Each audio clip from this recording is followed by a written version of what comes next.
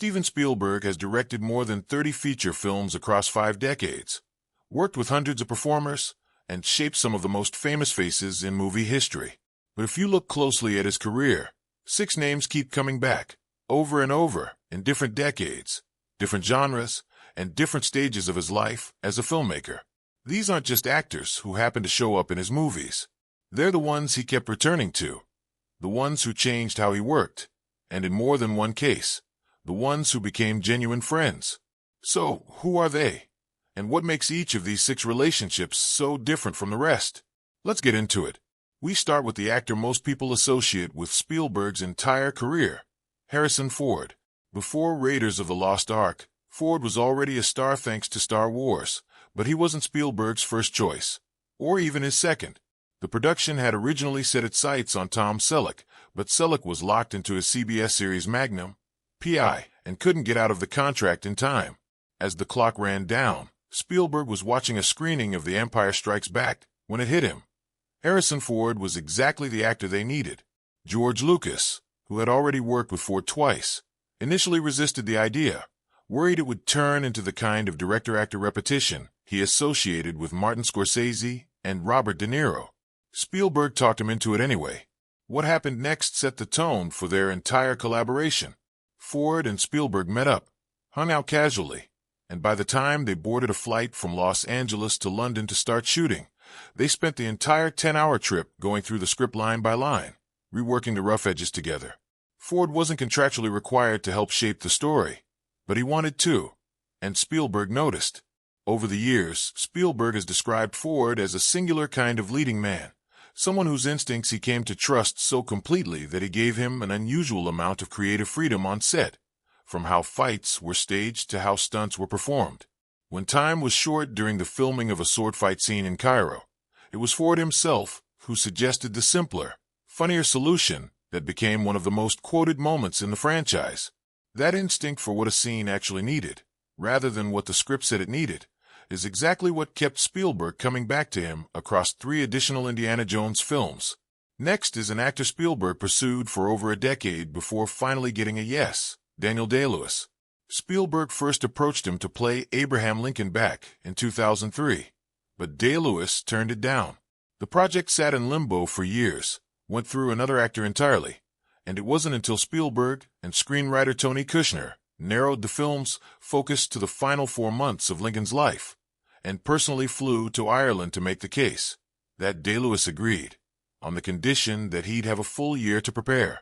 What followed was one of the most immersive preparations in modern film history. Day-Lewis read more than 100 books about Lincoln, studied photographs for hours, and worked for months to reconstruct a voice for the president based on historical accounts and his own instincts, eventually sending Spielberg a recording of it before filming even began. On set, Spielberg made an unusual choice of his own. He decided that everyone, himself included, would address the cast only by their characters' names and titles for the full shoot. That meant calling Day-Lewis Mr. President at all times, a decision Spielberg later explained was less about theatrics and more about protecting the seriousness of what they were making. Day-Lewis, for his part, stayed in character so completely that co-stars say he asked British actors to avoid slipping into their natural accents around him. Spielberg has described their working relationship as deeply hands-on and collaborative, built over months of conversation with Kushner about everything from small character choices to the sweep of American history. In one now famous account from Spielberg himself, after an emotionally overwhelming take of a key speech, he had to step away from the set entirely, and it was Day-Lewis, still fully in character, who found him and comforted him. Lincoln went on to earn 12 Academy Award nominations, including a Best Actor win for Day-Lewis, and remains one of the most acclaimed performances in Spielberg's filmography. Then there's the actor with the longest streak of collaborations in Spielberg's career, Tom Hanks. Their partnership began, fittingly, with a coincidence between 2 friends. Spielberg and Hanks had known each other socially for years. Their families vacationed together, before either of them mentioned working together professionally. When Robert Rodat's script for Saving Private Ryan started circulating, both men read it independently and called each other the same day to say they wanted to do it together. It was, as Spielberg later put it, the one time Hanks cast him and he cast Hanks. Despite the excitement, both were initially hesitant, worried that mixing a decades-long friendship with the pressures of filmmaking could damage something they valued more than any single project. That fear turned out to be unfounded. Saving Private Ryan became one of the most influential war films ever made, anchored by Hanks's performance as Captain John Miller, and by an unscripted, entirely improvised opening battle sequence that Spielberg built without storyboards, shooting instinctively and letting the chaos of the moment guide the camera. During a grueling pre-production boot camp meant to prepare the cast physically and mentally for combat scenes, it was Hanks who talked several exhausted, frustrated co-stars out of walking away from the production, reminding them they'd regret quitting for the rest of their lives. Since then, the two have made 4 more films together: Catch Me If You Can, The Terminal, Bridge of Spies, and The Post, along with multiple television projects. Hanks has said that when Spielberg calls with an idea, he doesn't need to hear the details before saying yes. Evil of Trust built over almost 30 years in 5 very different genres, from war epics to political dramas to light-hearted comedy. Our 4th actor is someone Spielberg first worked with when the industry only saw him as a teen heartthrob: Leonardo DiCaprio.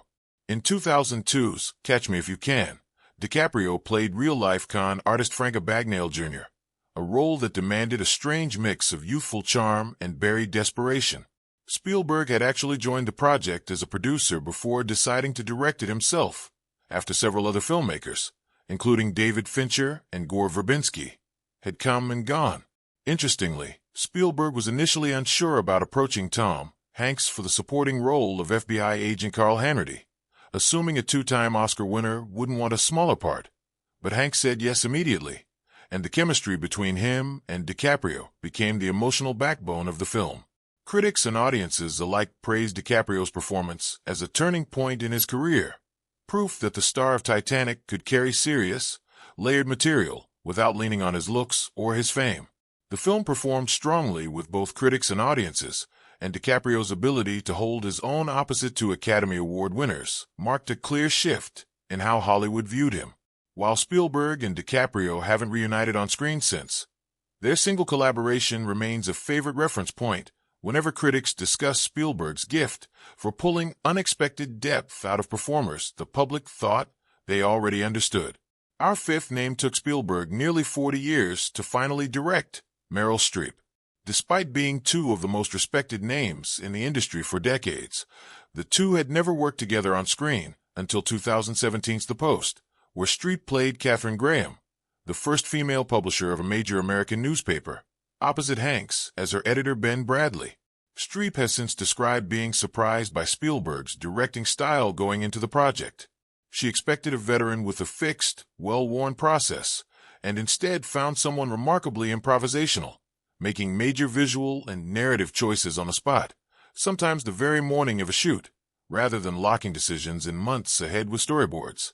To prepare for the role, Streep leaned heavily on Katharine Graham's own Pulitzer Prize-winning memoir, along with conversations with people who had worked closely with Graham for decades, describing the book as her guide to understanding Graham's mix of insecurity and quiet authority.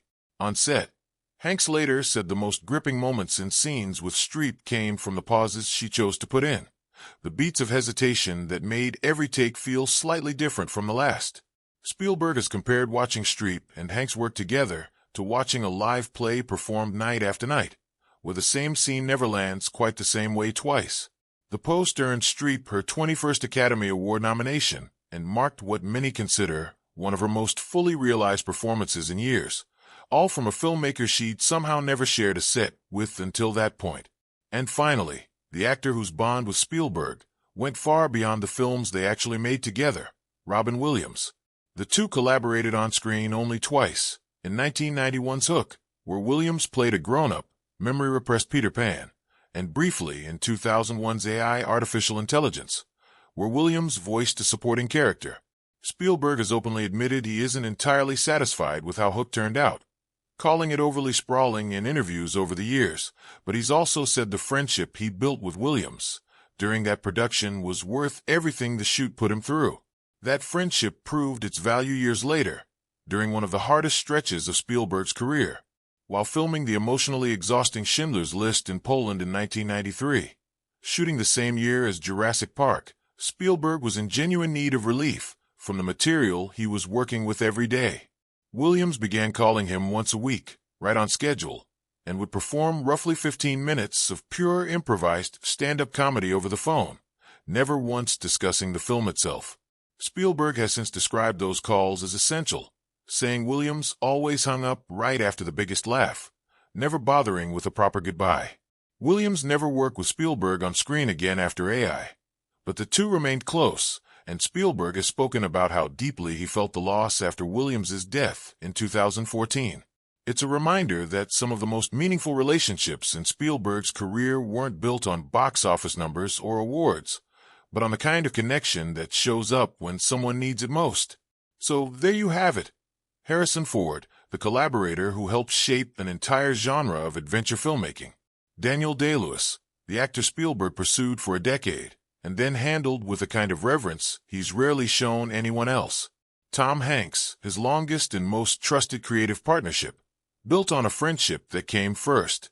Leonardo DiCaprio, the young star who proved he could hold his own against two Oscar winners. Meryl Streep, the legend Spielberg somehow waited nearly 40 years to finally direct. And Robin Williams, the friend who gave him laughter when he needed it most, on and off the set. Which of these 6 collaborations do you think defined Spielberg's career the most? Let us know in the comments below. And if you enjoyed this video, don't forget to like, share, and subscribe for more deep dives into the stories